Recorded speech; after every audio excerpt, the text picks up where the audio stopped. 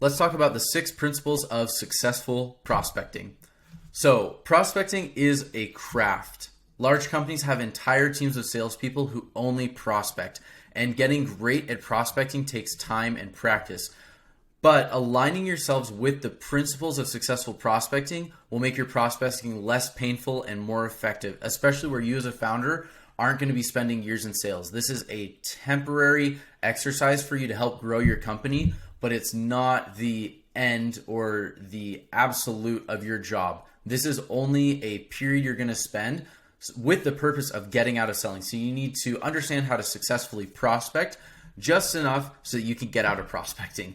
So when we don't align ourselves with these principles of successful prospecting, it's a lot easier to get burnt out when we're prospecting. It's because we're facing more rejection and we are doing things that are ineffective. It's harder to keep going when we're not seeing success. So people who ignore these principles are going to burn out, and it's going to be harder for them to stay in the game. They feel like a nuisance and find it hard to prospect. When you're not following these principles, it becomes really difficult just from a personal performance and mental, emotional approach to prospect. It becomes really taxing and expensive. And even worse, the results are few and far between. So when you ignore these principles of successful prospecting, you're not going to see sales results either.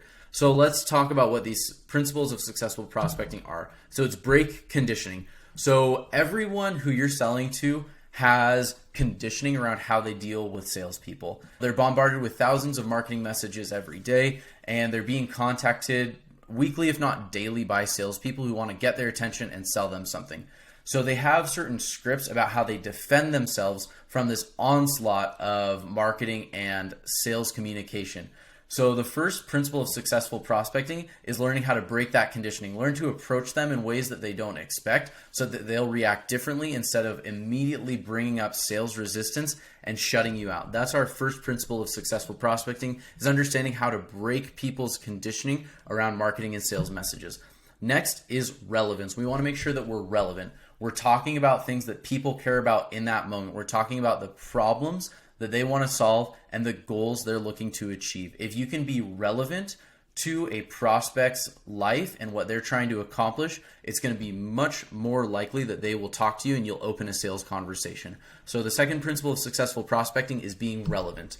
The third is brevity. So people hate being interrupted and bothered, and they're much more open to it when it's short and respectful. So brevity is a great tool that prospectors can use to be more successful. It's keeping things short and simple, cutting out the fluff, and getting to a yes or no as quickly as possible. This is going to serve you because it's going to let you prospect in greater quantities, and it's going to lead to higher conversion rates. It's something that I've seen play out very simply in cold calling and cold emailing every time I've prospected, that shorter messages work better than longer ones. Next thing we want to do is spark curiosity. So this is part of breaking conditioning. So sparking curiosity is asking engaging questions that get your prospect to think about their life differently and question the status quo or the things they assume to just be part of their world that are unchangeable. So sparking curiosity is going to be a very important thing you can do for successful prospecting because it's going to get people to open up and engage with you more. The next principle is having a clear call to action. So imagine if someone's going to approach you and try to sell you something. They tell you about the great thing that they do, and then you're thinking like, yeah, that sounds interesting, and then they don't ask you to take action in an email. It's not going to go anywhere. There's not going to be any sales conversation. So having clear and simple call to actions is going to help make prospecting successful. So that's the fifth principle of successful prospecting, is clear and simple call to actions. And then the last principle is volume. Prospecting truly is a numbers game. If you don't pick up the phone, if you don't send a bunch of emails, you're not going to get people to convert. And there are, some magic salespeople that can do really successful prospecting, not at volume, but by and large, especially for founders that aren't going to spend their whole, lives in their company in sales, volume is going to be a key to successful prospecting for you. Getting in front of more people is just going to give you more chances to get yeses and have sales conversations. So those are the 6 principles of successful prospecting. So what do you need to do to employ these in your sales? So break conditioning. You're going to zig where others zag. Don't act like a normal salesperson, right? We want to get outside of people's normal sales defense mechanisms. Next is brevity. Be as brief as possible while still conveying your message. Relevance. We want to talk about them, the other person, and what they care about. Don't talk about yourself. Talk about them and talk about the things that they care about.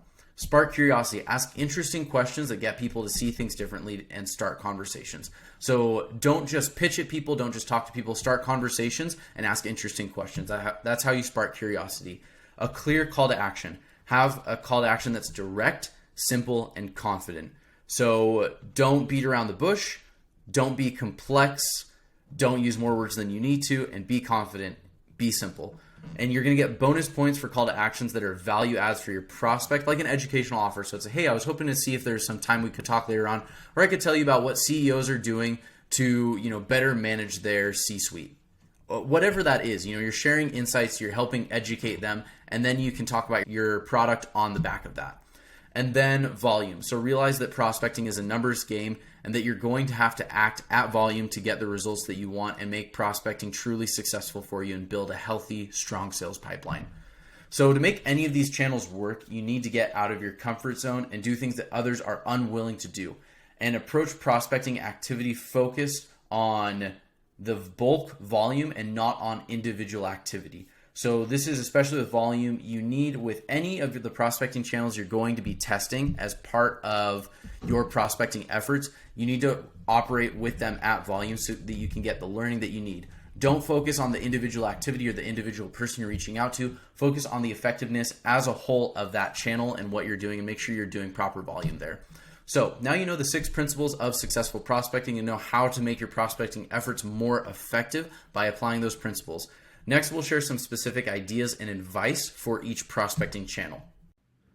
I think largely on all of these, I wouldn't really change a thing. I think one thing I would note about breaking conditioning is understanding for your market. Maybe you already have an idea of this. Hopefully you do. If you are basically going and solving your own problems and selling to people that you are actually the ICP or the ideal customer avatar. If you're not, though, make sure you go do like customer interviews, talk to people who are within your ICP, and get to understand what normal sales outreach to them looks like, understand how they receive sales communication, and ask like what they don't like, what they do like, what things really bother them. And then that's going to identify your opportunities to zig where others are zagging, right? That's how you're going to figure out how to break conditioning. On all these other things, I think they're basically the same. I think a lot of the shiny objects in sales right now are around trying to personalize prospecting, which can work. In my experience in the markets that I've sold into, though, there's never really enough information online on social media, things like that this is a viable strategy. And so I've just found that relevance over personalization has always been really powerful. All right, if you've watched any of these videos, you know what time it is. It's time for me to promo and push you to revliftoff.com. So if you want to talk about how to apply any of these principles of successful prospecting, head over to revliftoff.com, scroll down to the How I Can Help, and book a one-on-one session with me for 30 or 60 minutes. We can talk through everything that you're doing on prospecting, apply everything I've learned to your prospecting to help you accelerate your success there, and pick up the Startup Sales Accelerator Workbooks there as well. It's going to make implementing everything I teach in this course a whole lot easier. Thanks so much.